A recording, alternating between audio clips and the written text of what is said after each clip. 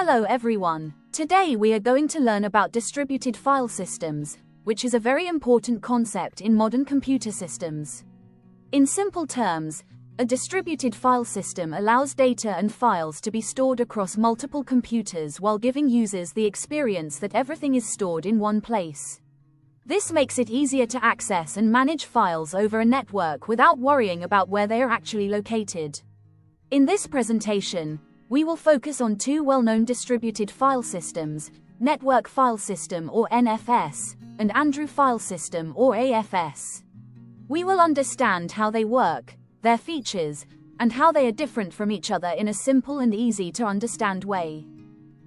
A distributed file system, or DFS, is designed to connect multiple computers so that they can share files and resources efficiently. It consists of three main components: clients, servers, and storage devices.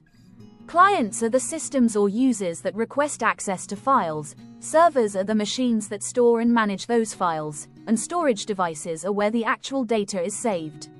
DFS supports basic file operations such as reading, writing, opening, closing, and deleting files, just like a normal file system.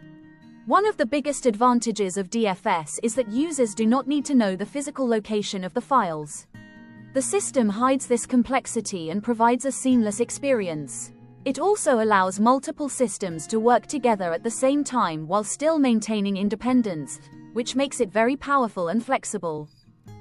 Now let's understand Network File System, or NFS. NFS was developed to make file sharing across different systems simple and efficient. It allows users to access files stored on another computer as if those files were present on their own system.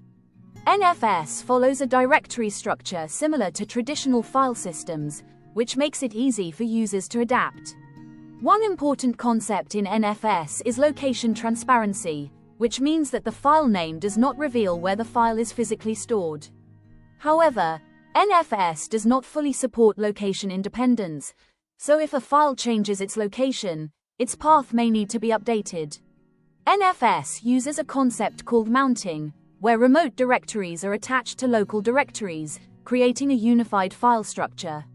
There are different types of mounts, such as soft mount, hard mount, and auto mount, each providing different ways to manage connections between systems.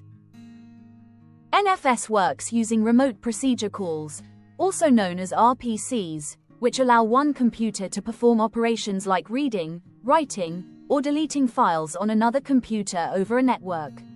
One of the most important features of NFS is that it uses a stateless server design. This means that the server does not keep track of previous requests or sessions. Every request sent by a client contains all the necessary information and is treated independently. This approach simplifies the system and makes recovery from failures easier. NFS also improves performance by using caching, where frequently accessed data is stored locally on the client machine. However, this can sometimes lead to problems like outdated data or weak consistency. Other challenges include time differences between client and server systems, known as time skew, and limitations in scalability when the system grows larger. Now let's move on to Andrew File System, or AFS, which was designed to overcome many of the limitations of NFS, especially in large-scale environments. AFS is built based on common usage patterns, such as the fact that most files are small, read operations happen more frequently than write operations, and files are usually not shared for writing by multiple users. AFS separates the system into clients and dedicated servers, which helps in better performance and management. It uses two main components: Vice, which operates on the server side, and Venus, which acts as the client-side cache manager. AFS introduces several powerful features such as transferring entire files at once, caching full files locally for faster access, and using a write-on-close mechanism where changes are sent to the server only when the file is closed. These features make AFS more efficient and scalable. AFS uses a stateful server approach, which means the server keeps track of which client is accessing which file. This allows better coordination and consistency compared to stateless systems. One important feature of AFS is the callback mechanism. When a client accesses a file, the server gives it a callback promise.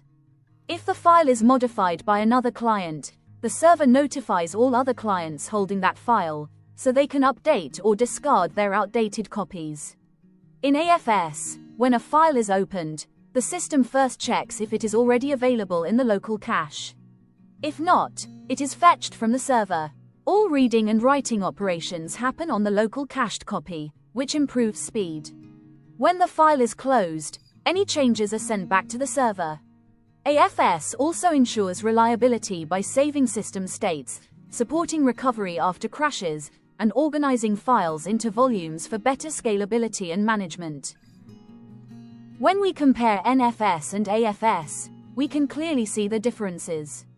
NFS uses a stateless server model, which makes it simpler and easier to implement, but it has limitations in performance and scalability.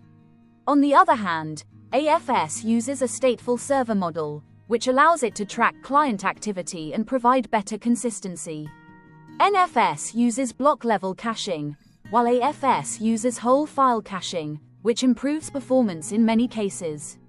AFS also supports location independence, meaning files can move without changing their path, while NFS does not fully support this feature. In summary, NFS is suitable for smaller systems and simpler use cases, while AFS is designed for large-scale environments where performance, scalability, and consistency are more important. To conclude, both NFS and AFS are important distributed file systems that serve different purposes. NFS is simple, widely used, and easy to set up, making it a good choice for smaller systems or basic file sharing needs. AFS, on the other hand, is more advanced and provides better performance, scalability, and consistency, making it suitable for large organizations and complex environments. Understanding these systems helps us gain insight into how modern technologies like cloud storage and distributed computing work. Choosing the right system depends on factors such as system size, performance requirements, and how frequently files are accessed or modified. Thank you for your attention, and I hope this explanation helped you understand the concepts clearly.